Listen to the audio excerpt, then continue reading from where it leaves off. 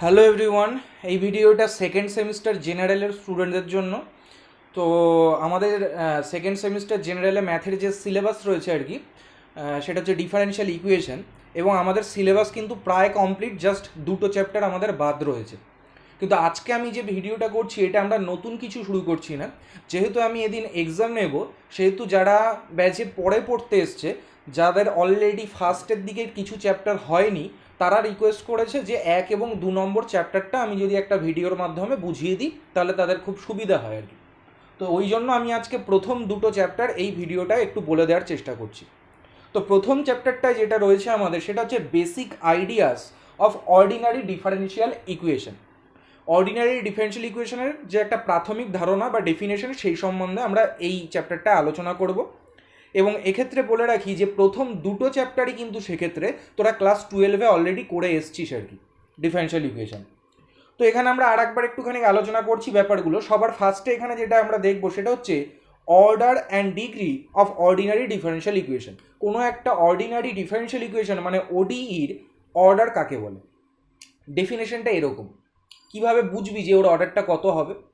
না, বলছে এক্ষেত্রে ডেফিনেশনটা যে the highest order derivative present in that differential equation whose order is the required order of the differential equation. তার মানে কি বোঝাতে চাইলাম, যে কোনো একটা অর্ডিনারি ডিফারেনশিয়াল ইকুয়েশনের মধ্যে হায়েস্ট অর্ডারের যে ডেরিভেটিভের টার্মটা উপস্থিত থাকবে, তার যে অর্ডারটা হবে ওই ডিফারেনশিয়াল ইকুয়েশনের অর্ডারও কি হবে না, তাই হবে।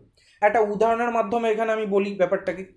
তাহলে দেখ, আমরা এখন একটা এক্সাম্পল লিখছি, সেটা হচ্ছে d2y dx2 এর কি আছে না, হোল স্কোয়ার আছে, প্লাস আছে 2 dy dx plus x square, plus আছে 2 dy dx plus x square is equal to 0। এই ডিফারেনশিয়াল ইকুয়েশনটার অর্ডার বের করতে বলেছে। কি করে বের করব? দেখবো যে এর মধ্যে হাইয়েস্ট অর্ডারের ডেরিভেটিভের টার্ম কোনটা আছে। এইটা আছে হাইয়েস্ট অর্ডারের ডেরিভেটিভের টার্ম। এর যে অর্ডার, এটা এই ডেরিভেটিভটার অর্ডার কত? 2। তার মানে এই ডিফারেনশিয়াল ইকুয়েশনের অর্ডারও কি হবে না, 2 হবে। তার মানে হাইয়েস্ট অর্ডারের যে ডেরিভেটিভের টার্মটা হতে উপস্থিত থাকবে, তার যে অর্ডারটা হবে, ওই ডেরিভেটিভের যে অর্ডারটা হবে, ডেরিভেটিভের টার্মটার আর কি, সেটাই হবে ওই ডিফারেনশিয়াল ইকুয়েশনের রিকোয়ার্ড অর্ডার। তার মানে এর অর্ডার হয়ে গেল কত না, 2। নেক্সট এখানে আরো এক্সাম্পল আছে, সেগুলো দেখবি আর কি। নেক্সট আমরা বলবো ডিফারেনশিয়াল ইকুয়েশন মানে ওডির, অর্ডিনারি ডিফারেনশিয়াল ইকুয়েশনের ডিগ্রি কাকে বলে। প্রথমত বলি যে অনেক মানে এক্ষেত্রে তুই ডিফারেনশিয়াল ইকুয়েশনের যখন অর্ডার বা ডিগ্রি বের করবি, তখন ডিফারেনশিয়াল ইকুয়েশনটাকে র্যাশনালাইজড যদি না করে নিস, র্যাশনালাইজ করা কাকে বলে আমি বলছি একটা এক্সাম্পলের মাধ্যমে। এখন টার্মটা খালি শোন, যে তুই যদি র্যাশনালাইজ না করে নিস তাহলেও কিন্তু তার অর্ডার তুই বলতে পারবি, কিন্তু র্যাশনালাইজ না করে নিলে তার ডিগ্রি কিন্তু তুই সেক্ষেত্রে সঠিকভাবে বলতে পারবি না। এবার আসি যে র্যাশনালাইজ করা কাকে বলে। ধর আমি এখানে একটা ডিফারেনশিয়াল ইকুয়েশন লিখছি, সেটা হচ্ছে √/dy dx is equal to 3y plus 2x is equal to 3y plus 2x। দেখ, এটা একটা ডিফারেনশিয়াল ইকুয়েশন। তো এটা র্যাশনালাইজ করা নেই কেন? তার কারণ র্যাশনালাইজ করা মানে হচ্ছে এর যে টার্মগুলো থাকবে, সেই টার্মগুলোর পাওয়ারে কোনো ন্যাচারাল নাম্বার থাকবে, এরকম কোনো হাফ থাকবে না। এটা হচ্ছে আমাদের একটা মূলদ সংখ্যা তো বটেই, কিন্তু হাফটা আর কি, কিন্তু সেটা আমাদের ভগ্নাংশ আর কি, ফ্র্যাকশন। তাহলে এই প্রবলেমটা দূর করার জন্য আমাকে এখন বোথ সাইডে কি করতে হবে, হোল স্কোয়ার করতে হবে। তাহলে এখন কি করব, এদিকে লিখবো dy dx আর এদিকে লিখবো আমরা কত, 3y plus 2x তার হোল স্কোয়ার। এইবার এটা র্যাশনালাইজ করা হয়ে গেল। তাহলে আমাদের ডিগ্রি যদি বের করতে হয় ডিফারেনশিয়াল ইকুয়েশনে, তাহলে আগেই কি করে নিতে হবে, র্যাশনালাইজ করে নিতে হবে। তারপরে কি করব, এবার দেখতে হবে যে এই ডিফারেনশিয়াল ইকুয়েশনের মধ্যে আফটার র্যাশনালাইজিং হাইয়েস্ট অর্ডার ডেরিভেটিভের টার্ম কোনটা আছে। এর মধ্যে হাইয়েস্ট অর্ডার ডেরিভেটিভের টার্ম কোনটা আছে, এটা আছে, আর তো কোনো ডেরিভেটিভের টার্ম নেই এতে। এই টার্মটার যেটা পাওয়ারে যেটা থাকবে সেটাই হবে ওর ডিগ্রি। তার মানে এই ডিফারেনশিয়াল ইকুয়েশনটার ডিগ্রি কত হয়ে গেল না, 1 হয়ে গেল। আশা করি বোঝা গেছে।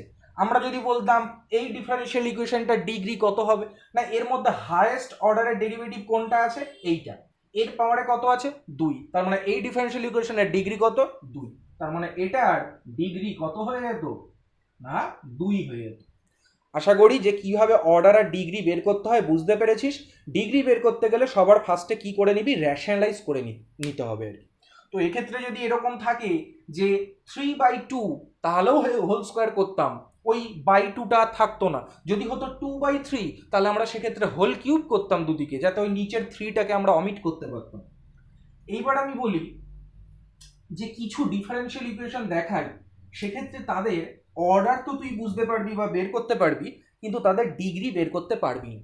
তার মানে যে কোনো ওডি দেয়া থাকলে তার অর্ডার বের করা গেলেও তার ডিগ্রি কিন্তু অলওয়েজ বের করা যায় না। যেমন দেখ, আমি এখন একটা ডিফারেন্সিয়াল ইকুয়েশন লিখছি এবং তোরা সাতরা পাবলিকেশনের যে বইটা ফলো করিস ডিফারেন্সিয়াল ইকুয়েশনে, সেই বই অনুযায়ী আমি বলছি। তো পরের পেজে আর কি, এটা 2 নম্বর পেজে দেখ, শুরুতে একটা নোট লেখা আছে। সে নোটের মধ্যে কি বলছে না, আমি এখান থেকে একটা ডিফারেন্সিয়াল ইকুয়েশনকে তুলে নিলাম, cos dy dx, তারপর বলছে আছে 2 dy dx তার হোল স্কোয়ার, 2 dy dx তার whole square plus y is equal to 0।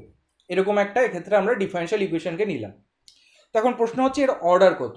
দেখ, অর্ডার যদি আমাকে দেখতে হয় তাহলে দেখবো যে হায়েস্ট অর্ডারের ডেরিভেটিভ কোনটা আছে।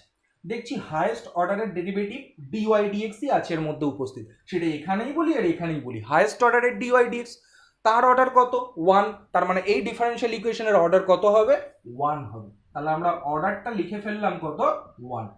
এখন প্রশ্ন হচ্ছে ডিগ্রি কত হবে। দেখ, এটার ডিগ্রি অনির্ণেয়। কারণটা কি, কি ব্যাখ্যা? তার কারণ হচ্ছে তোরা cos x এর সিরিজ জানিস, আমি এটা পড়ানোর সময় বলেছিলাম, ব্যাচে লিখেও নিতে বলেছিলাম। sin x cos x এগুলোর ইনফাইনাইট সিরিজ আছে। cos x এর সিরিজটা কি, 1 minus x square by factorial 2 plus x to the power 4 by factorial 4 minus এইভাবে ডট ডট দিয়ে চলবে। তার মানে এই জিনিসটাকে এখানে অ্যাপ্লাই করলে আমরা কি লিখতে পাচ্ছি, 1 মাইনাস dy dx তার হোল স্কোয়ার, তার আগে 1 বাই ফ্যাক্টোরিয়াল 2 প্লাস দিয়ে আমাদের কত হয়ে যাচ্ছে এখানে না, 1 বাই ফ্যাক্টোরিয়াল 4, এখানে হয়ে যাচ্ছে কত, dy dx whole to the power কত হয়ে যাচ্ছে না, 4 হয়ে যাচ্ছে, মাইনাস এইভাবে ডট ডট করে চললো। তারপরে এই টার্মগুলো তো থাকলোই বসে আর কি। তাহলে এরকম একটা ইনফাইনাইট সংখ্যক এরকম এর টার্ম রয়েছে এর মধ্যে, যার মধ্যে ইনফাইনাইট সংখ্যক টার্ম রয়েছে, প্লাস দিয়ে আমাদের থাকলো 2 dy dx তার whole square plus y is equal to 0। আচ্ছা, লক্ষ্য করে দেখ, এর যদি আমি ডিগ্রি বের করতে চাই তাহলে যেহেতু এর অর্ডার 1, তার মানে এখানে হায়েস্ট অর্ডারের ডেরিভেটিভের টার্ম আছে হচ্ছে dy dx। তাহলে আমাকে এখন dy dx এর পাওয়ারে কত আছে দেখতে হবে। কিন্তু এখানে লক্ষ্য করে দেখ, যেহেতু এটা ইনফাইনাইট সিরিজ আর কি, ইনফাইনাইট টার্ম আছে এটার মধ্যে, এটা শেষ হবে না কখনো। তো আমি এই dy dx এর যে টার্মগুলো এর মধ্যে পাচ্ছি, তার তো মাথায় ফিক্সড কোনো এখানে আমরা পাওয়ার দেখতে পাচ্ছি না।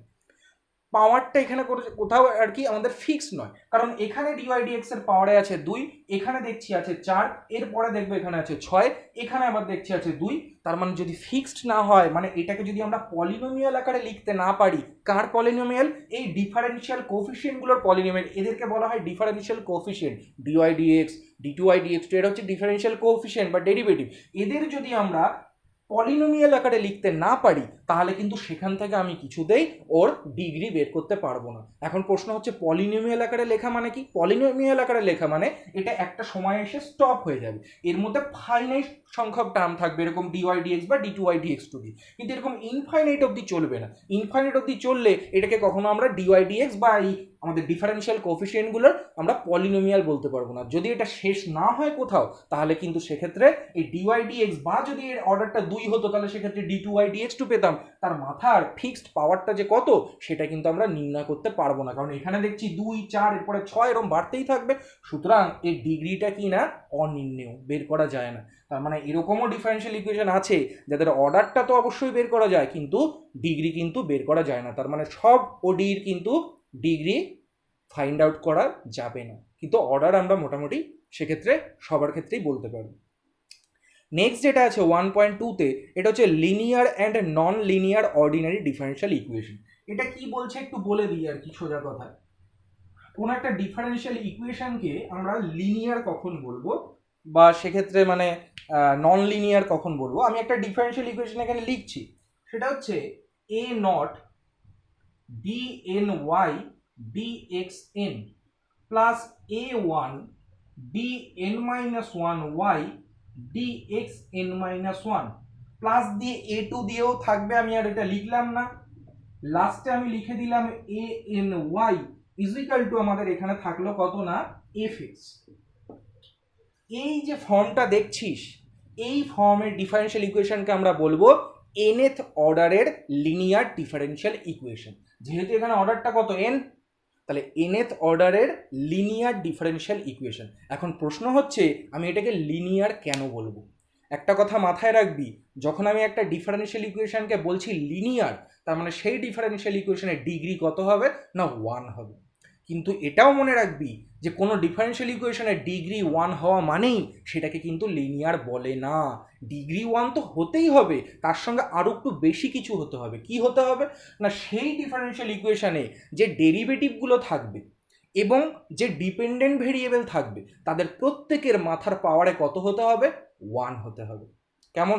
তার মানে দেখ, এই যে ডিফারেন্সিয়াল ইকুয়েশনটা লিখেছি এটার অর্ডারটা কত n, এটার ডিগ্রি কত 1, তার মানেই কিন্তু আমি এখান থেকে বলে দিতে পারবো না যে এটা লিনিয়ার।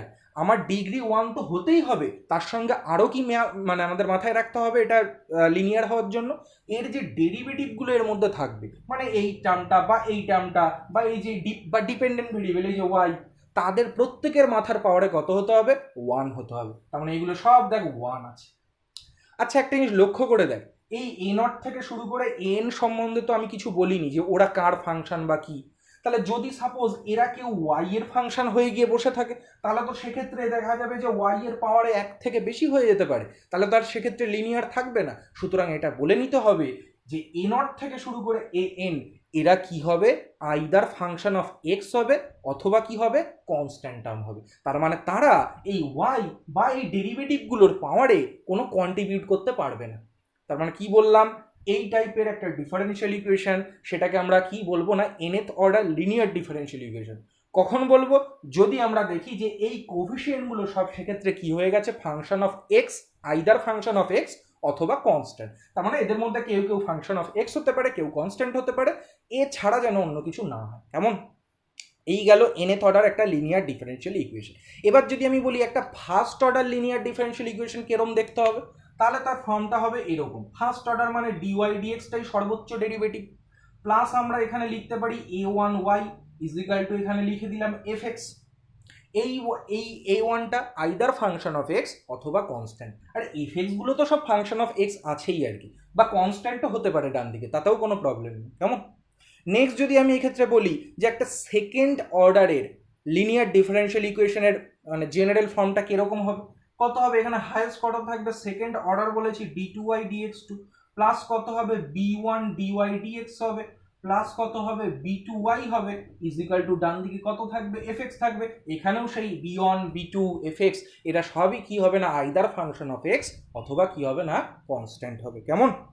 আচ্ছা, নেক্সট চলে আসবো solution of A differential equation. কোনো একটা ডিফারেন্সিয়াল ইকুয়েশনের আমরা দেখব যে সলিউশন মানে অ্যাকচুয়ালি কি আর কি।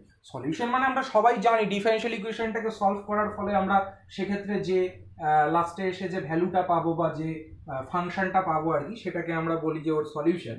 কিন্তু এখানে একটা জিনিস বলে দিই, সেটা হচ্ছে যে একটা nth অর্ডারের ডিফারেন্সিয়াল ইকুয়েশন সেটা কিসের ফাংশন হবে, মানে তার মধ্যে কি কি ভেরিয়েবল থাকবে। nth অর্ডারের ডিফারেন্সিয়াল ইকুয়েশন কি কি ভেরিয়েবল থাকবে, এক্স থাকবে, ওয়াই থাকবে, ডিওয়াই ডিএক্স থাকবে, d two y d x two থাকবে, এরকম করে করে কোন অবধি থাকবে, ডিএন ওয়াই ডিএক্স এন অবধি থাকবে।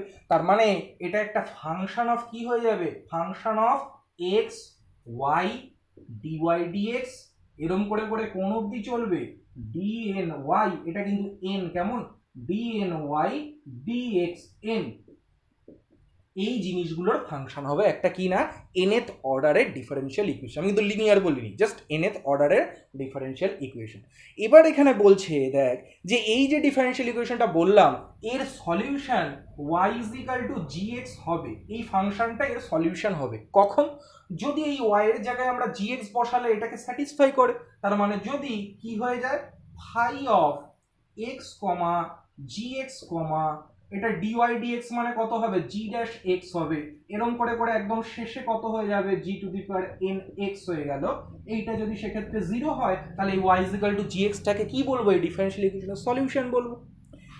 নেক্সট দেখ, একটা ডিফারেনশিয়াল ইকুয়েশন এখানে লিখেছে, তার সলিউশনও করেছে। তো যে ডিফারেনশিয়াল ইকুয়েশনটা লেখা আছে, তোরা যেহেতু পরবর্তী চ্যাপ্টারগুলো সব করে ফেলেছিস, তো তোদের কাছে এই ডিফারেনশিয়াল ইকুয়েশনটা কোনো ব্যাপারই নেই। এরকম একটা ডিফারেনশিয়াল ইকুয়েশন লিখেছে d2y dx2 minus y is equal to 0। এখান থেকে তোরা তো জানিস যে এর সিএফ পার্ট কত হবে, এটা m square minus 1 is equal to 0, মানে m এর মান প্লাস মাইনাস 1, তার মানে একটা হবে e to the power x আর একটা হবে e to the power minus x, আর জেনারেল সলিউশন কি হবে c1 e to the power x plus c2 e to the power minus x। তো সেই জিনিসটাই এখানে আলোচনা করেছে। তো আমরা এগুলো যেহেতু জানি, এগুলো নিয়ে আমরা মাথা ঘামাচ্ছি না। নেক্সট একটা কথা এখানে বলেছে, সেটা হচ্ছে যদি কোনো ওডিই তার অর্ডারটা যদি n হয়, তাহলে এক্ষেত্রে মাথায় রাখতে হবে যে তার কতগুলো লিনিয়ারলি ইন্ডিপেন্ডেন্ট সলিউশন থাকবে, না n খানা লিনিয়ারলি ইন্ডিপেন্ডেন্ট সলিউশন থাকবে। যেমন আমরা দেখলাম যে এই ডিফারেনশিয়াল ইকুয়েশনটার অর্ডার কত, 2, ওই জন্য এখানে দুখানা লিনিয়ারলি ইন্ডিপেন্ডেন্ট সলিউশন আছে। যদি কোনো ডিফারেনশিয়াল ইকুয়েশনের অর্ডারটা n হয়, তাহলে অবশ্যই তার n খানা লিনিয়ারলি ইন্ডিপেন্ডেন্ট সলিউশন থাকবে, এবং তার ফাইনাল সলিউশন বা জেনারেল সলিউশন যখন আমরা লিখব, তার মধ্যে n খানা আরবিটারি কি থাকবে, কনস্ট্যান্ট। এখানে যেমন দুটো আরবিটারি কনস্ট্যান্ট থাকবে, c1 e to the power x plus c2 e to the power minus x, দুটো ক্ষেত্রে। কেমন? নেক্সট দেখ, একটা এক্সাম্পল করা আছে, সেটা দেখবি। এক্সাম্পলের মধ্যে কি বলেছে যে পার্টিকুলার সলিউশন কাকে বলে। পার্টিকুলার সলিউশন কাকে বলে জানিস তো? যখন আমরা জেনারেল সলিউশন লিখছি, সাপোজ এর জেনারেল সলিউশনটা কত হয়ে যাচ্ছে, c1 e to the power x plus হয়ে যাচ্ছে c2 e to the power minus x। এবার যদি এর উপর কোনো কন্ডিশন বলে দেওয়া থাকতো, সাপোজ হয়তো এরকম, এটা হচ্ছে সলিউশন, সাপোজ বলে দিলে একটা কন্ডিশন, এই অঙ্কটার ক্ষেত্রেই বলছে যে y at the point 0 is equal to 0, তার মানে y 0 is equal to 0, আর বলেছে y pi by 2 is equal to কত হয়ে যাবে, না 1 হয়ে যাবে। তাহলে এখন আমরা x এর জায়গায় 0 বসালে y এর জায়গায় 1 এই 0 বসাবো, একটা ইকুয়েশন পাবো। আবার আমরা x এর জায়গায় পাই বাই 2 বসালে y এর জায়গায় 1 পাবো, আর একটা আমরা ইকুয়েশন পাবো। সেখান থেকে সলভ করে c1 c2 এর মান বের করে আবার বসিয়ে দিলে যে সলিউশন হবে, সেটাকে বলা হয় পার্টিকুলার সলিউশন। তোরা ক্লাস 11-12 ফিজিক্সের এই টাইপের অঙ্ক করেছিস, ইয়েতেও করেছিস অবশ্যই, অঙ্কেও তো করেছিস অবশ্যই। নেক্সট আমরা যেটা করব, তারপর একটা নোট আছে দাগাবি এই পার্টিকুলার সলিউশন সম্বন্ধে। তারপর বলছে ফরমেশন অফ ডিফারেনশিয়াল ইকুয়েশন, পাশে লেখা আছে অ্যাপ্লিকেশন টু জিওমেট্রি। তার মানে আমরা এখন দেখব কি না, ডিফারেনশিয়াল ইকুয়েশন কিভাবে ফর্ম করতে হয়, কিভাবে তৈরি করতে হয়, এবং এই জিনিসটাকে জিওমেট্রির অ্যাপ্লিকেশন হিসাবে ভাবা হয়। এক্ষেত্রে আমরা জিওমেট্রিকে অ্যাপ্লাই করব বা জিওমেট্রিকে ইউজ করব। কিরকম খেয়াল করতে। আচ্ছা, এ প্রসঙ্গে আর একটা কথা এক্ষেত্রে বলে রাখি, যেটা এতক্ষণ বলিনি, সেটা হচ্ছে যে কোনো ডিফারেনশিয়াল ইকুয়েশনের যে সলিউশনটা আমরা পাই, সেটা অলওয়েজ কোনো না কোনো কার্ভকে রিপ্রেজেন্ট করে। হতে পারে সেটা কার্ভ, হতে পারে সেটা স্ট্রেট লাইন। মেন কথা হচ্ছে সেটা স্ট্রেট লাইন, মানে ফ্যামিলি অফ স্ট্রেট লাইন বা ফ্যামিলি অফ কার্ভ, এদেরকে রিপ্রেজেন্ট করে তার জেনারেল সলিউশনটা। কেমন কি বললাম, কোনো ডিফারেনশিয়াল ইকুয়েশন ওডিই, অবশ্যই অর্ডিনারি ডিফারেনশিয়াল ইকুয়েশন, তার যে সলিউশন আমরা পাই, সেই সলিউশনটা সর্বদা কাকে রিপ্রেজেন্ট করে, না জিওমেট্রিক কার্ভকে রিপ্রেজেন্ট করে। এই জন্যই বলা হয় যে এটা জিওমেট্রির অ্যাপ্লিকেশন। কোনটা? না এই ফরমেশন অফ ডিফারেনশিয়াল ইকুয়েশনটা। কেমন? তার মানে এক্ষেত্রে বোঝা যাচ্ছে যে একটা ডিফারেনশিয়াল ইকুয়েশনের সলিউশন যদি জিওমেট্রিক কার্ভকে রিপ্রেজেন্ট করে, তার মানে ওই সলিউশনটা দেওয়া থাকলে আমাকে যদি এখন বলে উল্টো জিনিসটা করো, মানে আমাদের ডিফারেনশিয়াল ইকুয়েশনটা ফর্ম করো, তার মানে আমাকে সেক্ষেত্রে কি করতে হবে, খেয়াল কর ভালো করে। তুই একটা ডিফারেনশিয়াল ইকুয়েশন পেয়েছিস, সেখান থেকে সলিউশন বের করেছিস, তার মধ্যে আরবিটারি কনস্ট্যান্ট আছে।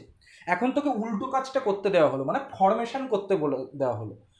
কি দেয়া আছে তার মানে তোর কাছে সেই জিওমেট্রিক কার্ভটা দেয়া আছে। তাহলে তুই কি করে ওই ডিফারেনশিয়াল ইকুয়েশনটা ফর্ম করবি, না যে কোনো উপায়ে ওর মধ্যে যে আরবিটারি কনস্ট্যান্ট আছে সেটাকে কি করার চেষ্টা করবি, এলিমিনেট করার চেষ্টা করবি। দেখাই প্রসেসটা কিরকম। দেখ বলছে, let us consider the equation of all family of straight lines which makes an angle π/4 to the positive direction of abscissa. Abscissa মানে এক্স অ্যাক্সিস। তাহলে বলছে ফ্যামিলি অফ স্ট্রেট লাইন যারা কিনা এক্স এর পজিটিভ দিকের সঙ্গে π/4 অ্যাঙ্গেল করে আছে, তাদের ইকুয়েশনটা কিরকম হবে আমাকে আগে লিখতে বলেছে। আচ্ছা, π/4 যদি কোণ করে থাকে, তাহলে তাদের প্রবণতা কত হবে, গ্রাডিয়েন্ট কত হবে, tan π/4 মানে 1। আর আমাদের সরলরেখার সমীকরণ কত হয়, y is equal to mx plus c হয়। m তো 1, তার মানে y is equal to x plus c। এই যে c, এটা আরবিটারি কনস্ট্যান্ট, এর বিভিন্ন মান পুট করার ফলে তুই বিভিন্ন সরলরেখা পাবি, যারা প্রত্যেকেই কি হবে, না এক্স অ্যাক্সিসের পজিটিভ দিকের সঙ্গে কত কোণ উৎপন্ন করে আছে না π/4 কোণ উৎপন্ন করে আছে। এবার বলছে এটা কিন্তু তার মানে ফ্যামিলি অফ স্ট্রেট লাইন, যেহেতু সি এর বিভিন্ন মান পুট করার ফলে এখানে আমরা অসংখ্য এরকম স্ট্রেট লাইন তৈরি করতে পারবো। এবার বলছে এই যে আমাদের ফ্যামিলি অফ স্ট্রেট লাইনকে এটা রিপ্রেজেন্ট করছে, এর করসপন্ডিং ডিফারেনশিয়াল ইকুয়েশনটা কি হবে? কেউ যদি আমাকে বলে যে ফ্যামিলি অফ স্ট্রেট লাইন যারা কিনা এক্স এর পজিটিভ দিকের সঙ্গে π/4 কোণ করে আছে তাদের ডিফারেনশিয়াল ইকুয়েশনটা কি হবে, তাদের অর্ডিনারি ডিফারেনশিয়াল ইকুয়েশনের রিপ্রেজেন্টেশনটা কি হবে? তাহলে আমি এখন কি করব, এই সলিউশন থেকে বা এই কার্ভ থেকে এখন আমরা এই সিটাকে এলিমিনেট করে এর ডিফারেনশিয়াল ইকুয়েশন তৈরি করার চেষ্টা করব। কিভাবে করব? মানে দুপাশে ডেরিভেটিভ করে দেবো, dy dx কত হয়ে যাবে 1, আর এটা তো 0 হয়ে যাবে সেক্ষেত্রে সি এর মানটা। তাহলে এখান থেকে আমি কত পেয়ে যাচ্ছি, dy dx আমরা কত পেয়ে যাচ্ছি না 1 পেয়ে যাচ্ছি। এটাই হচ্ছে সেই ডিকোয়ার ডিফারেনশিয়াল ইকুয়েশন। তার মানে এটাও কাকে রিপ্রেজেন্ট করছে, সেই ফ্যামিলি অফ স্ট্রেট লাইনকে রিপ্রেজেন্ট করছে, এইটাও কাকে রিপ্রেজেন্ট করছে, সেই ফ্যামিলি অফ স্ট্রেট লাইনকেই রিপ্রেজেন্ট করছে। এইটা হচ্ছে সেই ফ্যামিলি অফ স্ট্রেট লাইনের কি করসপন্ডিং ডিফারেনশিয়াল ইকুয়েশন। কেমন? নেক্সট যদি আমাকে এক্ষেত্রে বলে যে আরেকটা আমি এক্ষেত্রে ধরে নিচ্ছি আর কি, সেটা হচ্ছে y² = bx, তার উপরে একটা কথা লেখা আছে, কি বলছে, thus corresponds to every family of conic there is an equivalent differential equation. মানে প্রত্যেকটা কনিক মানে হচ্ছে তোরা জানিস যে সেটা সার্কেল হতে পারে বা সেটা উপবৃত্ত, পরাবৃত্ত, অধিবৃত্ত হতে পারে, এদেরকে কনিক বলে। তো সেই প্রত্যেকটা ফ্যামিলি অফ কনিকেরই কিন্তু করসপন্ডিং একটা ডিফারেনশিয়াল ইকুয়েশন আছে। কেমন? এবার বলছে which also represent the same conic, ওই ডিফারেনশিয়াল ইকুয়েশনটাও ওই কনিককেই রিপ্রেজেন্ট করছে, যেমন এটাও ওই ফ্যামিলি অফ স্ট্রেট লাইনকে রিপ্রেজেন্ট করছে, আবার এই ডিফারেনশিয়াল ইকুয়েশনটাও কিন্তু ওই ফ্যামিলি অফ স্ট্রেট লাইনকেই রিপ্রেজেন্ট করছে। কেমন?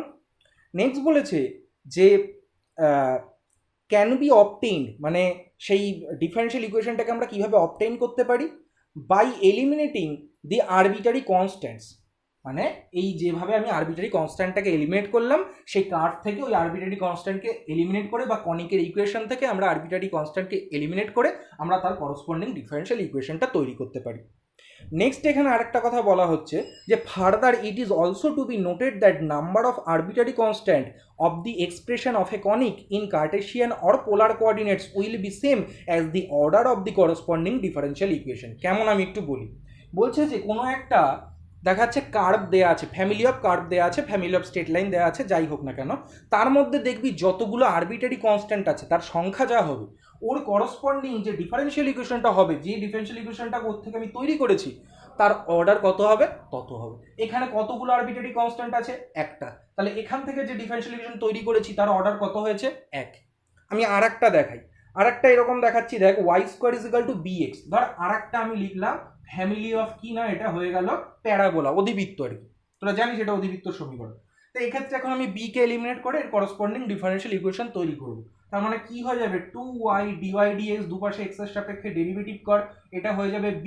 তাহলে b এর মানটা এখন এখানে বসিয়ে দিলে ডিফারেনশিয়াল ইকুয়েশনটা কত হবে, y² = 2y dy dx into x হয়ে যাবে। এইটা হচ্ছে সেই করসপন্ডিং ডিফারেনশিয়াল ইকুয়েশন। এখানে কতগুলো আরবিটারি কনস্ট্যান্ট ছিল, একটা। দেখি তো এই ডিফারেনশিয়াল ইকুয়েশনের অর্ডার 1 কিনা, এ দেখ এর অর্ডার 1। বোঝা গেছে কি বলতে চাইলাম? যদি এখানে দুটো থাকতো তাহলে এর অর্ডার অবশ্যই কত বেরোতো, 2 বেরোতো। আচ্ছা, নেক্সট আমরা করব অ্যাপ্লিকেশন অফ ডিফারেনশিয়াল ইকুয়েশন। পাশে লেখা আছে অর্থোগোনাল ট্রাজেক্টরি। তার মানে এখন একটা আমরা নতুন জিনিস শিখব, সেটা হচ্ছে কি না, অর্থোগোনাল ট্রাজেক্টরি কাকে বলে, এবং এই জিনিসটাকে আমরা কিসের অ্যাপ্লিকেশন হিসেবে ধরবো না, এই ডিফারেনশিয়াল ইকুয়েশন যেটা আমরা ফরমেশন করছি আর কি, সেই ডিফারেনশিয়াল ইকুয়েশনের অ্যাপ্লিকেশন হিসেবে ধরবো। যে ডিফারেনশিয়াল ইকুয়েশনের অ্যাপ্লিকেশনটাই হচ্ছে আমাদের কি করতে হবে না, ফাইন্ড আউট করতে হবে অর্থোগোনাল ট্রাজেক্টরি। অর্থোগোনাল ট্রাজেক্টরিকে বের করার এই প্রসেসটাই হচ্ছে অ্যাপ্লিকেশন অফ ডিফারেনশিয়াল ইকুয়েশন। কেমন একটু বলি, ধর একটা ফ্যামিলি অফ কার্ভস দেয়া আছে, ফ্যামিলি অফ কার্ভস, তার ইকুয়েশনটা কেমন আছে, সাপোজ ধর f of x, y, alpha = 0। আচ্ছা, এই ফ্যামিলির বলছে যে দেখ ডেফিনেশনটা আগে শোন, বলছে if we are able to find another family of curve G which intersect each member of F orthogonally. বলছে এই ফ্যামিলি অফ কার্ভস আছে, তো এটা তাহলে ফ্যামিলি অফ কার্ভস মানে এর মধ্যে অনেক কার্ভস আছে, সেই কার্ভসগুলোর প্রতিটাকে যদি অন্য কোনো একটা ফ্যামিলি অফ কার্ভস আমরা খুঁজে পাই, যাতে করে ওই ফ্যামিলির প্রত্যেকটা কার্ভ এই ফ্যামিলির প্রত্যেকটা কার্ভকে অর্থোগোনালি কাট করে। অর্থোগোনালি কাট করার কি অর্থ, সাপোজ ধর এর যদি আমরা ছবিটা এখানে আঁকতে চাই, সাপোজ ধর এই হচ্ছে আমাদের এক্স অ্যাক্সিস ওয়াই অ্যাক্সিস হিসাবে আমরা এই ক্ষেত্রে এই হচ্ছে আমাদের অরিজিন গেল, এই ধর আমরা আঁকলাম। তাহলে সাপোজ ধর এইখানে একটা কার্ভ আছে আর এইখানে একটা কার্ভ আছে সাপোজ ধর। তাহলে এক্ষেত্রে দেখ লক্ষ্য কর যে ব্যাপারটা কিরকম হয়ে যাচ্ছে। আমরা এখানে এটা দেখাচ্ছি,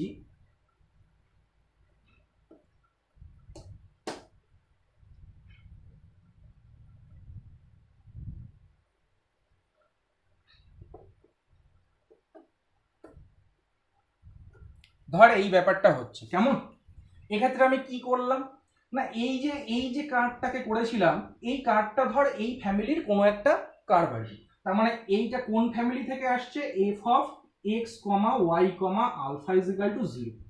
আমরা অন্য আর একটা ফ্যামিলিকে খুঁজে পেয়েছি, ফ্যামিলি অফ কার্ভকে, সেটার নাম দিলাম suppose g of x comma Y comma alpha. তাহলে এই যে ফ্যামিলিটা এই যে কার্ভটা দেখছিস, এইটা কোন ফ্যামিলির কার্ভ, এটা হচ্ছে G of x comma Y comma alpha is equal to 0। কেমন? আচ্ছা, আরেকটা কথা এখানে বলে দিই, সেটা হচ্ছে আমরা যে এই যে জি যে ফ্যামিলিটাকে এখানে কনসিডার করেছি আর কি, সেক্ষেত্রে কিন্তু ওটাকে ওই জি এর পাশে ব্র্যাকেটের মধ্যে x comma Y comma alpha দেওয়াটা ঠিক নেই, এটার সম্বন্ধে বইতে লেখা নেই। তবে আমি তোকে বলছি যে যেহেতু এটার আলফা আর বিটারই কনস্ট্যান্ট আছে, এখানে তুই আলফা দিস না, এখানে সাপোজ বিটা দিয়ে দিই, এখানে বিটা হয় কেমন, অন্য একটা কিছু দিয়ে দিই।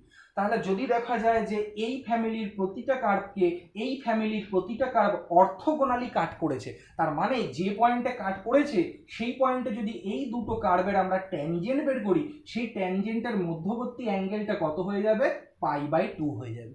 বোঝা গেছে নিশ্চয়ই? দুটো ফ্যামিলির প্রতিটা মেম্বার প্রত্যেককে কাট করেছে এমনভাবে যাতে যে পয়েন্টে কাট করেছে সেই পয়েন্টে যদি আমরা ট্যানজেন্টটা নিই, তাহলে সেই ট্যানজেন্টের অন্তর্ভুক্ত কোণ হয়ে যায় π/2। তাহলে বলা হয় যে এই যে জি যে ফ্যামিলিটা, এই জিটাকে বলা হবে এই এফ এর কি না, অর্থোগোনাল ট্রাজেক্টরি। তাহলে এখন আমার কাজটা কি হবে না, এটা তো আমি ডেফিনেশন বললাম, এখন আমি সলিউশন প্রসিডিওর দেখাবো, মানে ওয়ার্কিং রুল। তার মানে এইটা দেওয়া থাকবে আমাদের, আমাকে এর অর্থোগোনাল ট্রাজেক্টরি বের করতে হবে। কেমন? আচ্ছা, আরেকটা কথা বলি, ধর এই যে ফ্যামিলিটা ছিল, এই ফ্যামিলিটার এই যে আমরা এখানে ট্যানজেন্টটা টেনেছি, সেই ট্যানজেন্টের প্রবণতা সাপোজ ধরে নে ডিওয়াই ডিএক্স। আর এই যে ফ্যামিলির এই কার্ভটা ছিল, তার এখানে প্রবণতাটা আমরা জানি না কত, সাপোজ তার প্রবণতাটা আমরা এম ধরে নিলাম। কেমন? তাহলে ইনটু এম করলাম। দুটো ট্যানজেন্ট মানে দুটো সরলরেখা আর কি, তাদের মধ্যবর্তী কোণ যদি π/2 হয় এবং সরলরেখা দুটোর প্রবণতা যদি m1 আর m2 হয়, তাহলে তাদের গুণফল কত হয়, -1 হয়। তাহলে যেহেতু এদের মধ্যবর্তী কোণ π/2, তাহলে এটা হয়ে যাবে -1। তার মানে এখান থেকে পেয়ে যাব m এর মান কত, -dx dy। তার মানে কি, যে যদি ওই গিভেন ফ্যামিলি অফ কার্ভের আমাদের যে পয়েন্টে কাট করছে আর কি ফ্যামিলির মেম্বারগুলো, সেই পয়েন্টে যদি এই কার্ভের প্রবণতা ডিওয়াই ডিএক্স হয়, এই ফ্যামিলির কোনো একটি কার্ভের প্রবণতা যদি ওই পয়েন্টে ডিওয়াই ডিএক্স হয়, তাহলে এই ফ্যামিলির যে কার্ভটা ওকে কাট করেছে ওই পয়েন্টে, তার প্রবণতা কত হবে না, -dx dy হবে। আশা করি বোঝা গেছে, এটা আমি কাজে লাগাবো ওয়ার্কিং রুলের মধ্যে। এইবার আমি চলে আসছি এইগুলো সব মুছে দিয়ে, যে ওয়ার্কিং প্রসিডিওরটা কি, কিভাবে আমি এখানে এই ফ্যামিলিটা দেয়া থাকলে কি করে আমরা বের করতে পারি। দেখ, আমি ছবিটা এখন মুছছি না, পরে মুছে দেবো আর কি এক্ষেত্রে।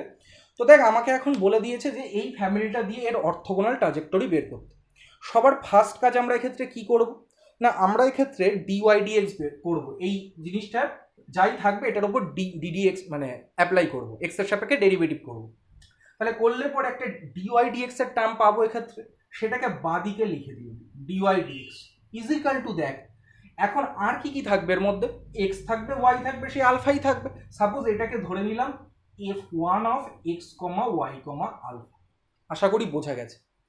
নেক্সট এবার আমরা কি বলবো না, দেখ খেয়াল কর, তুই এই যে এখানে দেখেছিস যে এই রিলেশনটার মধ্যে কি আছে, আলফা, আবার এই রিলেশনটার মধ্যেও কি আছে, আলফা।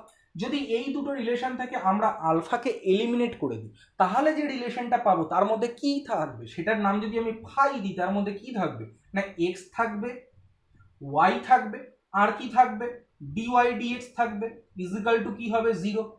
বোঝা যাচ্ছে নিশ্চয়ই কি বলতে চাইছি। আমি বলছি যে এই দুটো রিলেশন থেকে যদি আলফাকে আমরা এলিমিনেট করি, তাহলে কি কি পড়ে থাকবে, এক্স ওয়াই তো থাকবেই, তার সঙ্গে আর কি থাকবে, ডিওয়াই ডিএক্স থাকবে। তার মানে phi of x comma Y comma d y d x is equal to 0, এরকম কিছু একটা ইকুয়েশন হবে। এইবার দেখ, এই জিনিসটা কোথা থেকে আসলো? এই কার্ভ থেকে আসলো। আর আমরা এর কি বের করতে চাই? Orthogonal trajectory. তাহলে অর্থোগোনাল ট্রাজেক্টরি মানে আমি কি দেখালাম?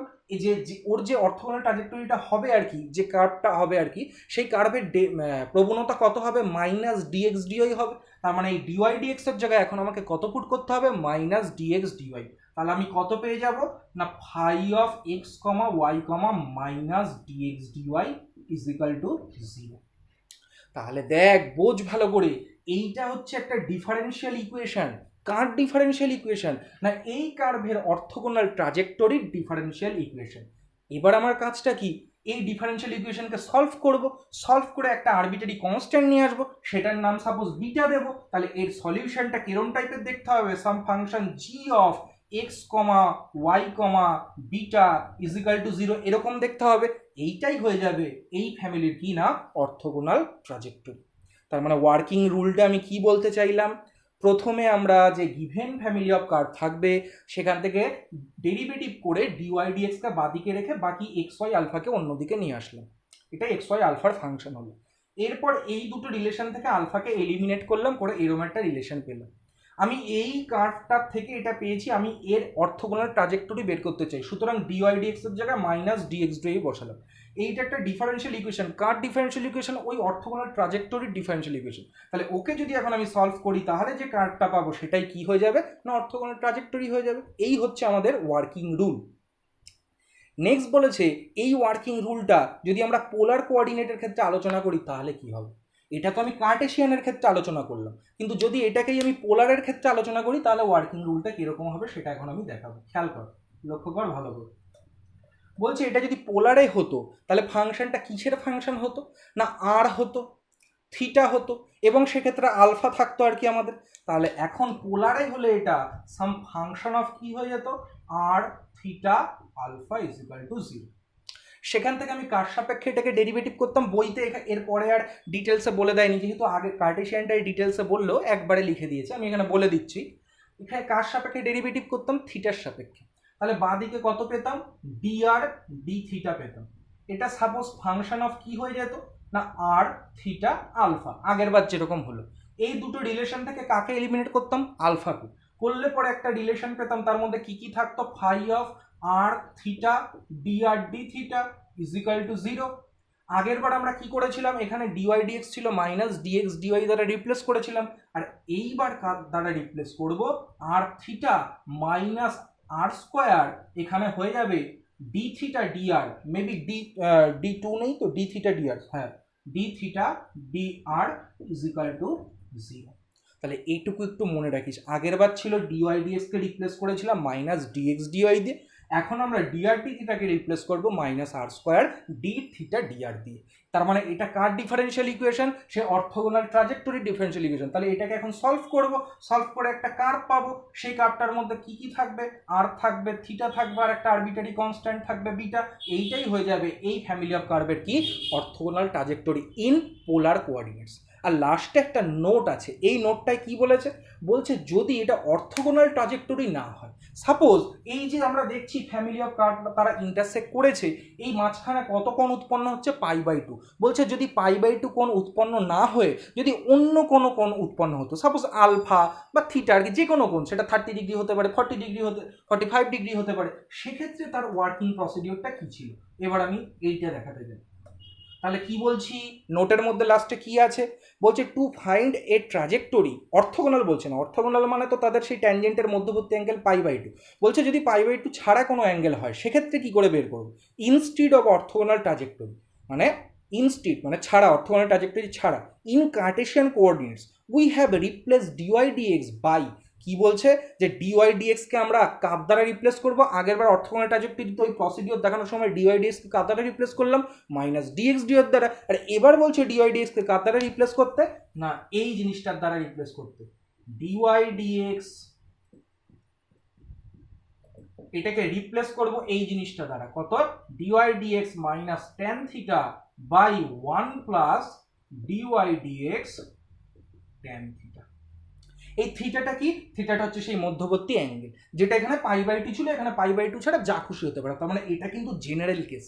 তার মানে যদি বলে অর্থোগোনাল ট্রাজেক্টরি না, সাপোজ একটা অঙ্ক দিয়ে বললো যে মাঝখানে π/4 কোণ উৎপন্ন হয়েছে, তাহলে বের করো সেই ট্র্যাজেক্টরির ইকুয়েশন কি হবে। তাহলে আমরা এই সূত্র অ্যাপ্লাই করব, আমরা ওই প্রসিডিওরে আগেরবার যে প্রসিডিওর দেখালাম dy/dx কে এখন রিপ্লেস করব এই জিনিসটা দ্বারা, থিটার জায়গায় সেক্ষেত্রে কত বসাবো, π/4 বসাবো, তার মানে tan π/4 মানে 1 হয়ে যাবে, তার মানে কত দ্বারা রিপ্লেস করব, dy/dx - 1/1 প্লাস dy/dx।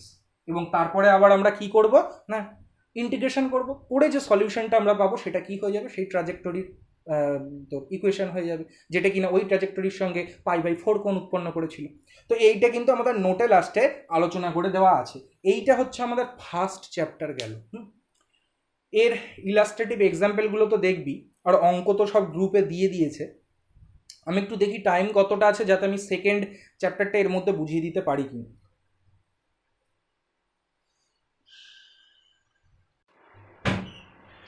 আচ্ছা, আমরা এবার সেকেন্ড চ্যাপ্টারটা নিয়ে আলোচনা করব। ফার্স্ট চ্যাপ্টারের আলোচনাটা হলো আমাদের, সেকেন্ড চ্যাপ্টারের এটাও ক্লাস 12-এ করে এসেছিলিস আর কি, সবই করা জিনিস আর কি। এখানে আমরা যেটা আলোচনা করব সেটা হচ্ছে some simple methods to solve first order differential equation. Actually হেডিংটা হওয়া উচিত ছিল first order and first degree differential equation, কারণ এখানে আমরা যে ডিফারেন্সিয়াল ইকুয়েশনগুলো নিয়ে কাজ করব তার অর্ডারটাও এক হবে, ডিগ্রিটাও এক হবে। তো একটা first order and first degree differential equation কিরকম দেখতে হবে না, dy/dx is equal to some function x, y। এর দেখ অর্ডারটাও এক, ডিগ্রিটাও এক, কেমন? তাহলে এটা একটা first order first degree differential equation. আমরা কি বলছি, এরপরে কি লেখা আছে এখানে, বলছে এই ডিফারেন্সিয়াল ইকুয়েশনটাকে আর একটা ফর্মেও আমরা লিখতে পারি, সেই ফর্মটাকে বলবো এর ইকুইভ্যালেন্ট ফর্ম, মানে এই দুটো ফর্মই সেম। তুই দুটো ফর্মের, আমি যে দুটো ফর্ম এখন লিখছি, আর একটা ফর্ম এখনো লিখিনি, লিখবো, এই দুটো ফর্মের যে কোনো একটা ফর্ম দ্বারা কাকে রিপ্রেজেন্ট করতে পারিস, এই first order and first degree differential ইকুয়েশনকে রিপ্রেজেন্ট করতে পারিস। সেই ফর্মটা কি, সেই ফর্মটা হচ্ছে mdx plus ndy is equal to 0। এই m আর n কি, m আর n হচ্ছে function of x and y, কেমন?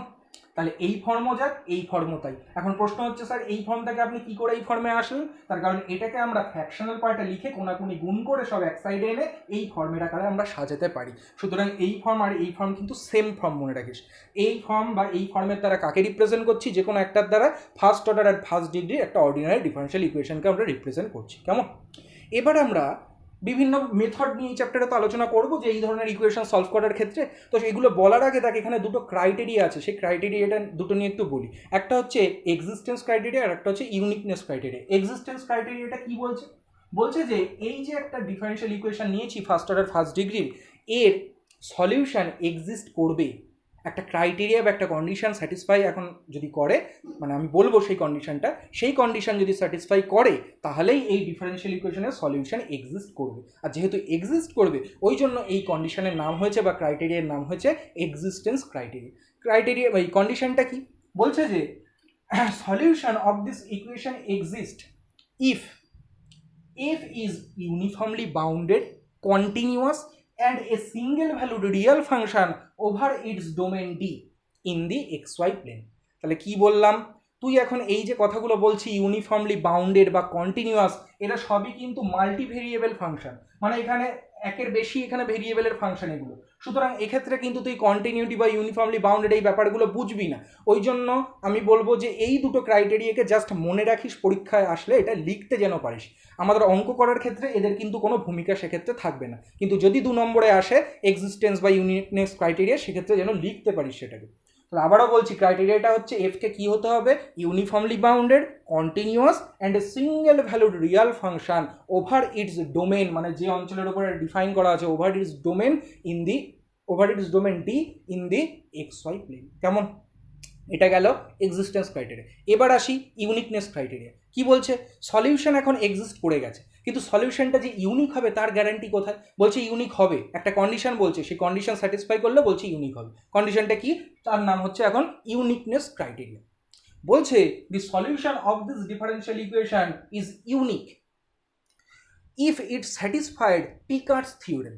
যদি পিকার্স থিওরেমকে স্যাটিসফাই করে তাহলেই বলছে এর সলিউশন ইউনিক হবে। এবার পিকার্স থিওরেমটা কি, পরে বলছে যে পিকার্স থিওরেম স্টেটস দ্যাট, মানে হুইচ স্টেটস দ্যাট, মানে পিকার্স থিওরেমটা কি বলতে চেয়েছে তাই বলছে which states that the solution of the differential equation this is a unique integral curve through every point xy in the interior of a closed rectangular domain d in the x y plane. তাহলে বলছে এই ফাংশনের যে domain আছে D, সেটা যদি একটা rectangular region হয়, এটা যদি ডি হয়, এই ফাংশনটা যদি এই রেক্ট্যাঙ্গুলার ডোমেনের উপরে ডিফাইন করা থাকে, তাহলে এই সলিউশন ইউনিক হবে। তার মানে এটাকে সলভ করলে আমরা একটা ইউনিক ইন্টিগ্রাল কার্ভ পাবো। আমি আগের চ্যাপ্টারে বলেছি ডিফারেনশিয়াল ইকুয়েশনের সলিউশন কি রিপ্রেজেন্ট করে, কার্ভকে রিপ্রেজেন্ট করে। তার মানে এর যে সলিউশনটা পাবো সেটা একটা কার্ভকে রিপ্রেজেন্ট করবে। এরা বলছে ইউনিক ইন্টিগ্রাল কার্ভ, মানে ওই কার্ভটা ইউনিক হবে। তাহলে দি which states that, মানে pickers theorem states that the solution of this equation will be a unique integral curve through every point x, y। এর মধ্যে যদি যে কোনো একটা পয়েন্ট হয় আর তার কোঅর্ডিনেট যদি x, y হয়, তাহলে through every point x, y in the domain, in the rectangular domain D of the xy plane if, এবার আমরা বলছি যে ইন্টিগ্রাল কার্ভটা এখন ইউনিক হলো কোন কন্ডিশন স্যাটিসফাই করলে। এবার বলবো ইফ, কি বলে দেওয়া আছে, the function F and del F del Y both are continuous on the domain D. তাহলে কন্ডিশনটা খুব ছোট। কন্ডিশনটা কি বললো না, the function F and del F del Y, মানে পার্শিয়ালি ডেরিভেটিভ করলে যেটা পাবো, পার্শিয়াল ডেরিভেটিভ আমাদের অলরেডি হয়ে গেছে। তো এই দুটো যদি কন্টিনিউয়াস হয়, কার উপর কন্টিনিউয়াস হতে হবে না, সেক্ষেত্রে ডি এর উপরে, যে ডি এর উপর মানে ডোমেন সেটের উপর যদি কন্টিনিউয়াস হয় এই দুটো ফাংশন, তাহলে বলতে পারবো যে এর সলিউশনটা যে ইন্টিগ্রাল কার্ভ হচ্ছে সেটা কি হবে, ইউনিক হবে, ইউনিক ইন্টিগ্রাল কার্ভ হবে। তাহলে এই গেল হচ্ছে আমাদের ইউনিকনেস, আর ওদিকে আমাদের এক্সিস্টেন্স ক্রাইটেরিয়া। এটা কিন্তু 2 নম্বরে আসার মতো কোশ্চেন আর কি। এবার আমরা চলে আসবো সলিউশন প্রসিডিওরে বা বিভিন্ন মেথড সম্বন্ধে এবার আমরা আলোচনা করব। প্রথম মেথডটা কি বলেছে, প্রথম মেথডটা বলেছে সেপারেশন অফ ভেরিয়েবল। এটা বড্ড সহজ, কিছু নেই এখানে। বলছে যে ধর আমাদের একটা first order first degree differential equation আমরা লিখলাম, ধর এরকম যে dy dx is equal to some function f x, y। বলছি এটাকে যদি সেপারেশন অফ ভেরিয়েবল করে লেখা যায়, তার মানে এক্স গুলোকে একসাথে এবং ওয়াই গুলোকে একসাথে, তার মানে এটাকে কিভাবে লিখবো, সাম f1 x dx, এই যে dx এর সঙ্গে x এর function, plus some f2y dy is equal to 0। যদি এইভাবে আমরা লিখতে পারি, বা এইটাকে তুই ওপাশে নিয়ে যেতে পারিস, তাহলে এটাকে এইভাবে বলতে পারিস যে এক্স এর ফাংশন একদিকে আর ওয়াই এর ফাংশন আর একদিকে, মানে সেপারেট করতে পারছি, সেপারেশন অফ ভেরিয়েবল হচ্ছে।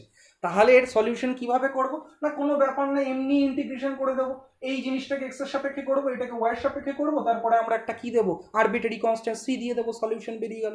এইটা গেল আমাদের সেপারেশন অফ ভেরিয়েবল মেথড। কেমন? নেক্সট আমরা একটা নোট পাবো, এটা 16 নম্বর পেজে আছে তোদের সাতরা পাবলিকেশনের বইতে। সেখানে বলছে যে সামটাইমস কিছু কিছু ক্ষেত্রে দেখা যাচ্ছে এত সহজে সেপারেশন অফ ভেরিয়েবল করা যাচ্ছে না।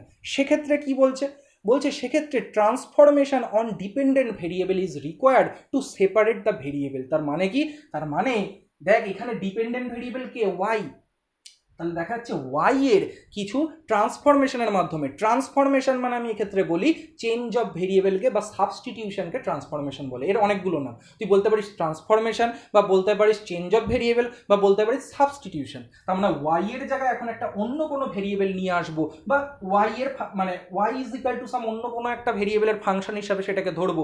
ধরার ফলে দেখা যাচ্ছে যে এই ইকুয়েশনটা সেপারেট করা যাচ্ছিল না।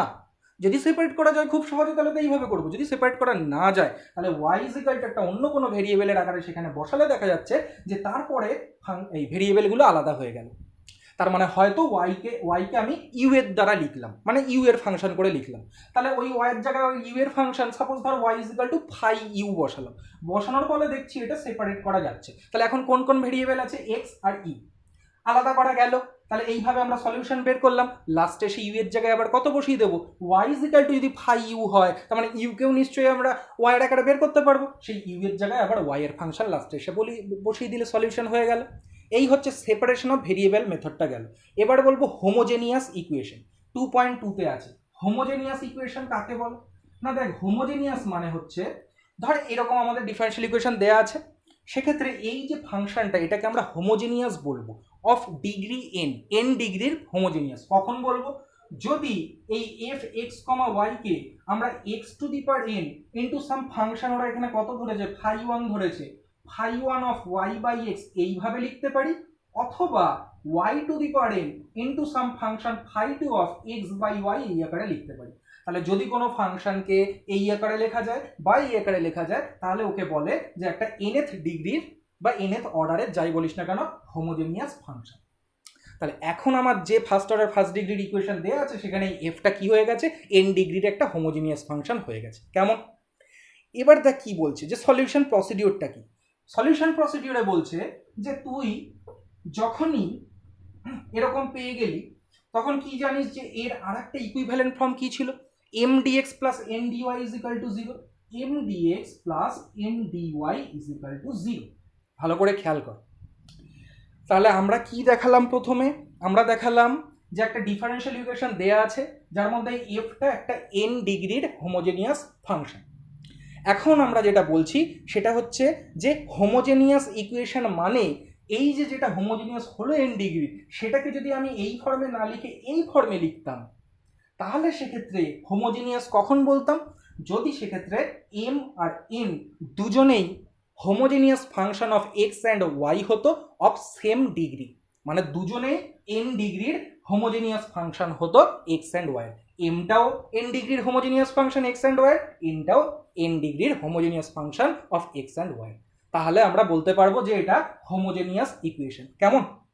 তার মানে হোমোজেনিয়াস ইকুয়েশন মানে এইটা homogeneous function of degree N সেটা বলাও যায়, আর যদি ওটাকে এইভাবে লিখি তাহলে এম আর এন কে বলবো যে ওরা সেম ডিগ্রির হোমোজেনিয়াস ফাংশন হবে। দুটো কথা একই, যেহেতু এই দুটো ফর্ম একই। তো এখন প্রশ্নটা হচ্ছে যে যদি আমি দেখি যে এইভাবে লিখতে পেরেছি যেখানে এম আর এন হোমোজেনিয়াস ফাংশন হয়ে গেছে অফ সেম ডিগ্রির, বা এইভাবে লিখেছি যেখানে এফটা একটা এন ডিগ্রির হোমোজেনিয়াস ফাংশন হয়েছে, যেভাবেই লিখি না কেন প্রশ্নটা হচ্ছে আমি সলিউশনটা কি করে বের করবো। এরা বলছে যে সাবস্টিটিউশনের মাধ্যমে। কি সাবস্টিটিউট করতে হবে? বলছে যে এরকম থাকলেই আমরা y is equal to vx put করব। তাহলে এখানে ডেরিভেটিভ করলে dy dx is equal to কত হয়ে যাবে? v plus x dv dx হয়ে যাবে না? এইটা পাবো না?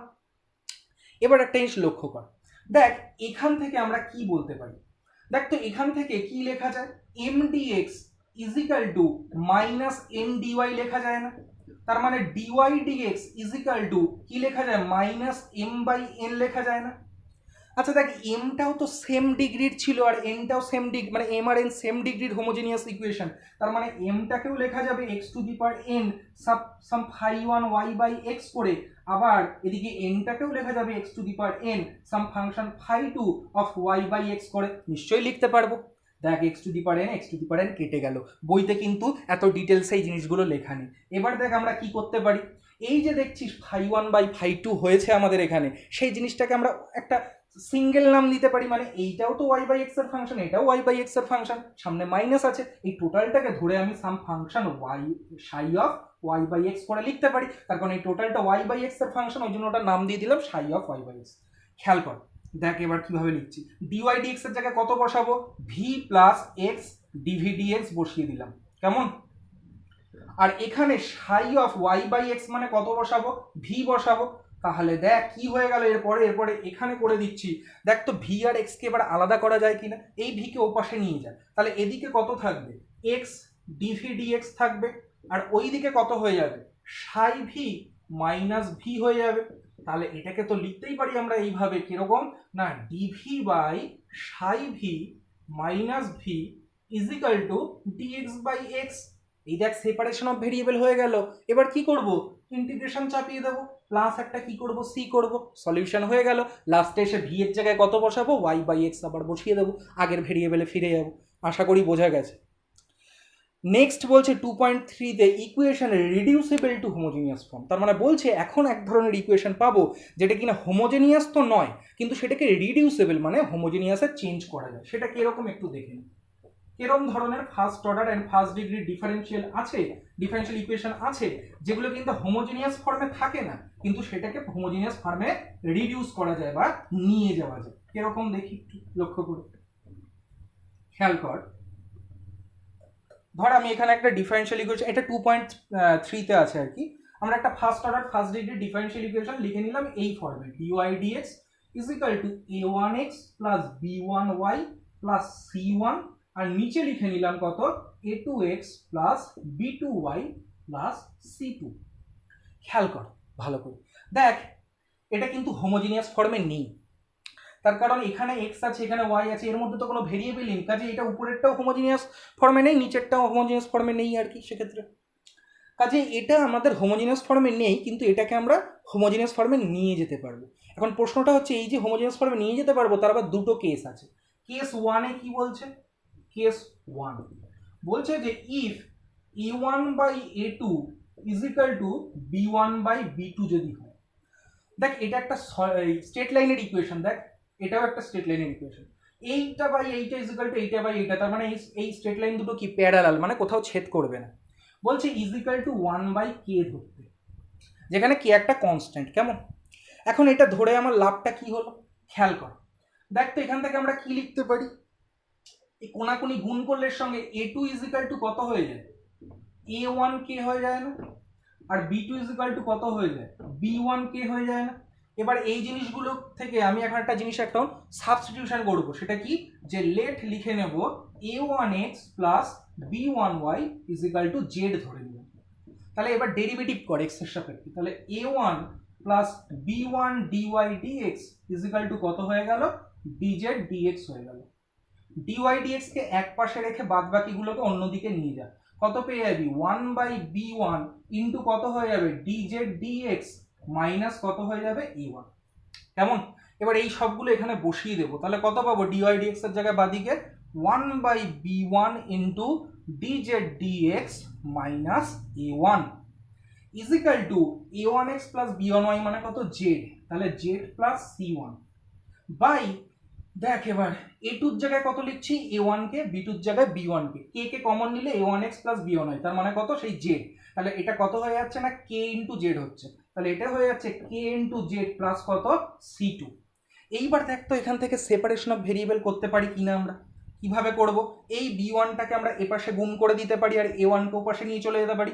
তাহলে dz dx is equal to আমাদের কত হয়ে যাচ্ছে, দেখ তো dz dx is equal to হয়ে যাচ্ছে b1 ইন্টু কত, z plus c1 by kz plus c2 plus কত হয়ে যাচ্ছে, a1। এবার কি করব, এই পুরোটা কার ফাংশন, জেড এর ফাংশন, তাহলে ডিজেড এর নিচে এটাকে নিয়ে আসবো আর ডিএক্স কে ওদিকে নিয়ে যাবো, সেপারেশন অফ ভেরিয়েবল হয়ে গেল, দুপাশে ইন্টিগ্রেশন করে একটা কনস্ট্যান্ট চাপিয়ে দিয়ে সলিউশন হয়ে গেল। তাহলে এইটা কি ছিল, এটা কিন্তু হোমোজিনিয়াস ফর্মে ছিল না, কিন্তু আমরা এটাকে কি করলাম না, রিডিউস করলাম। কোন ফর্মে না, হোমোজেনিয়াস ফর্মে রিডিউস করে করলাম। কিন্তু এক্ষেত্রে একটা কথা তোদের বলি, যে এই প্রথম যে আমরা এই যে যখন কেস ওয়ানে করছি তখন কিন্তু অ্যাকচুয়ালি আমরা এটাকে হোমোজেনিয়াস ফর্মে রিডিউস এটাকে করছি না। তার কারণ হচ্ছে আমি তোকে বলি, আমরা এই যে জিনিসটা এখানে করছি, আমরা কিন্তু এই যে ধর ফাংশনটা এখানে আছে, এটা কিন্তু হোমোজেনিয়াস ফর্মে নেই, এটাও হোমোজেনিয়াস ফর্মে নেই। কাজেই যেটা কেস ওয়ানে করছি সেটা হচ্ছে আমরা হোমোজিনিয়াস ফর্মে রিডিউস করে করছি না, কিন্তু আমরা কিভাবে করছি না, এইটার ক্ষেত্রে a1x প্লাস b1y কে z ধরছি এবং তারপরে এগুলো সব পুট করার পরে কি দেখছি না, সেপারেশন অফ ভেরিয়েবল হয়ে যাচ্ছে। সেপারেশন অফ ভেরিয়েবল মানে z একদিকে x একদিকে, এমনি ইন্টিগ্রেশন করতে পারবো। কাজে এখানে এখন হোমোজিনিয়াসের দরকারই পড়লো না। কিন্তু যেটা কেস 2 এখন বলবো সেটা অবশ্যই এটাকে হোমোজিনিয়াসে নিয়ে গিয়ে তারপরে করতে হবে। দেখি কেমন কেস 2টা। তাহলে এখন আমি আলোচনা করব কেস 2 নিয়ে, খেয়াল কর। তাহলে মনে রাখবি যে এই যে রিডিউসিবল টু হোমোজিনিয়াস ফর্ম লেখা আছে, এর যেটা কেস 1 করলাম সেটা আমাকে হোমোজিনিয়াসে নেওয়াই লাগলো না, তার আগেই হয়ে গেল সেপারেশন অফ ভেরিয়েবলের মাধ্যমে। কিন্তু কেস 2 যেটা আমি আলোচনা করব এবার, সেটাকে হোমোজিনিয়াসে আমাকে নিয়ে গিয়েই করতে হবে। ওই জন্যই এই 2.3 নামটা হয়েছে equation reducible to homogeneous form.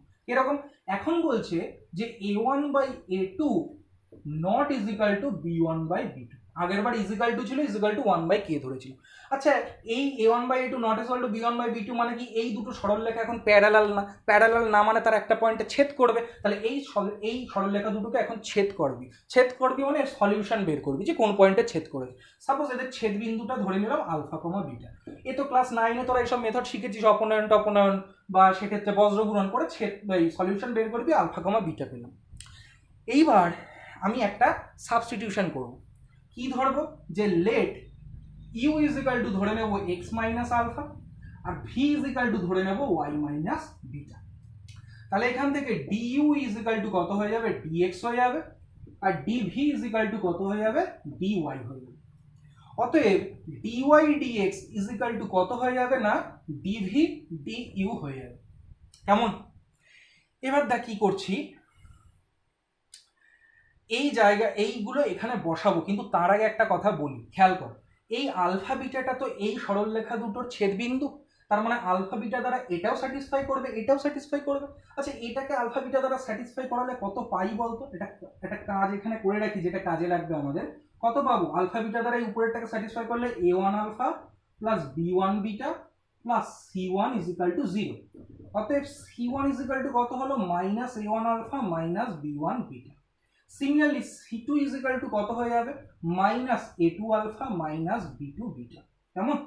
এইবার আমরা সবকিছু ওখানে পুট করি। দেখ তো পুট করলে কি হয়, dy dx মানে কত? dv du। এবার দেখ এই c1 এর জায়গায় কত বসাবো? এইটা বসাবো। এইটা বসালে কত হয় দেখ তো, a1x plus b1y minus a1 alpha minus b1 beta by কত হয়ে যাচ্ছে? a2x plus b2y minus a2 alpha minus b2 beta. দেখ তো এখান থেকে কি করা যায়, a1 কে কমন নেওয়া যায় না, তাহলে লেখা যায় না a1 into x minus alpha plus b1 into y minus beta by কি লিখতে পারি আমরা এখানে, সরি এখানে একটু এর মধ্যে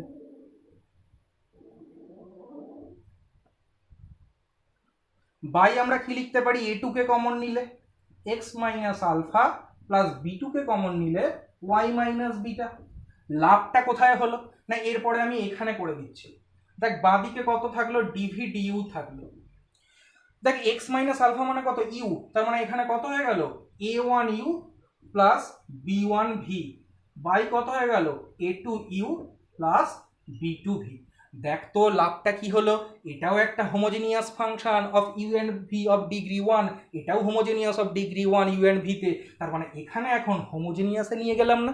হোমোজেনিয়াসে নিয়ে গেলে কি করতে হয়, আমরা এতক্ষণ কি দেখছিলাম, হোমোজেনিয়াস থাকলে y by x is equal to v put করেছিলাম বা y is equal to v x put করেছিলাম, কিন্তু এখন তো ভেরিয়েবলগুলো ওয়াই এক্স না, ভেরিয়েবলগুলো হচ্ছে ভি আর ইউ। তার মানে ভি ইজিক্যাল টু কত করতে হবে? ইউ ইন্টু আর একটা সাম ভেরিয়েবল জেড করতে হবে এক্ষেত্রে। তার মানে এখন আমরা এটা হোমোজেনিয়াস বলে কি পুট করবো? V is equal to u z put করবো এখানে। পুট করে এটাকে সলিউশন করবো, করে কিসে সলিউশনটা বেরোবে? ভি আর ইউতে আর একটা কনস্ট্যান্ট থাকবে, সেই ভি এর জায়গায় লিখে দেবো আমরা ওয়াই মাইনাস বিটা, ইউ এর জায়গায় লাস্টে এসে লিখে দেবো এক্স মাইনাস আলফা। কিন্তু আমি একটা ট্রিক শিখিয়ে দিই, ট্রিক্সটা হচ্ছে এত কষ্ট করে এসব বসাতে হবে না। কি করবি তুই? প্রথমে ছেদবিন্দু বের করবি, তারপরে এটা লিখবি, তারপরে এটা করবি, করে এইটাও করবি। এইটা করার দরকার নেই, এইটা এই বসানোর পর কি হবে সেটা আমরা এমনিই বলতে পারবো। দেখ তো লক্ষ্য কর তো এটার থেকে এটা বলতে পারছিস কিনা। ডিওয়াই ডিএক্স মানে কত? ডিভি ডিউ বসিয়ে দিলি। এইখানে শুধু মনে রাখবি কি না, এই c1 c2 বাদ চলে যাবে, এক্স এর জায়গায় ইউ, ওয়াই এর জায়গায় ভি। দেখ তো তাই হয় কি না, দেখ a1 u plus b1 v, দেখ a1 u plus b1 v, a2 u plus b2 v, a2 u plus b2 v. এত কিছু মনে রাখা লাগে না, মানে এত কিছু করা লাগে না। পরীক্ষায় যদি টাইম কম থাকে তাহলে এইভাবে ট্রিক্স দিয়ে করে দিবি, ঠিক আছে? এরপরে আমরা এখানে যেটা ইয়ে করব সেটা হচ্ছে, দেখ নোট আছে, নোটের মধ্যে যেটা লেখা আছে সেটা হচ্ছে আমরা এই যে কেস 1-এ যেটা মানে এই ধরনের যে ইকুয়েশন দেখলাম না, যে উপরেও আমরা একটা সরলরেখা দেখছি, নিচেও সরলরেখা, নোটের মধ্যে বলছে যদি এখানে এরকম এক্স আর ওয়াই এর 1 ডিগ্রির ইকুয়েশন মানে ফাংশন না থেকে বা পলিনোমিয়াল না থেকে, এটা যদি এক্স এবং ওয়াই এর আরো বেশি অর্ডারের যদি বা বেশি ডিগ্রির যদি এখানে কিছু থাকে, তাহলে কি করব না সাবস্টিটিউশন বা ট্রান্সফরমেশনের মাধ্যমে, ট্রান্সফরমেশন মানে কি এখন এক্স ওয়াই থেকে অন্য ভেরিয়েবলে নিয়ে যাব, নিয়ে গিয়ে তারপরে এটাকে এরকম একঘাতীয় পলিনোমিয়ালে নিয়ে এসে তারপরে এই একই মেথডে সলভ করব। এটা হচ্ছে নোট 1-এর 1 নম্বর পয়েন্ট। কেমন? তারপরে বলেছে যে to solve a differential equation of the form dy dx is equal to f of x plus by plus c. আমি এখানে করে দিচ্ছি লাস্টে নোট 2 এর পয়েন্টটা। বলছে যদি এরকম কিছু থাকে, ধর একটা ডিফারেন্সিয়াল ইকুয়েশন এরকম দেওয়া আছে, dy dx is equal to f of x plus by plus c, এটা সলভ করতে বলেছে। কি করব? এখানে আমরা সাবস্টিটিউশন করব। কোনটাকে সাবস্টিটিউশন করব? এই X plus by plus C কে কি ধরে নেব? জেড ধরে নেব। তারপর বসালে এমনি অঙ্ক হয়ে যাবে, সেপারেশন অফ ভেরিয়েবল হবে বা হোমোজিনিয়াস হবে। তো আশা করি এরপরে কিন্তু আমাদের মোটামুটি থিওরেম ফার্স্ট দুটো চ্যাপ্টারে যা ছিল আর কি সেগুলো সব বলে দিলাম। এরপরে অঙ্কগুলো দেখবি, আর কালকে তোদের এক্সাম আছে। ওকে।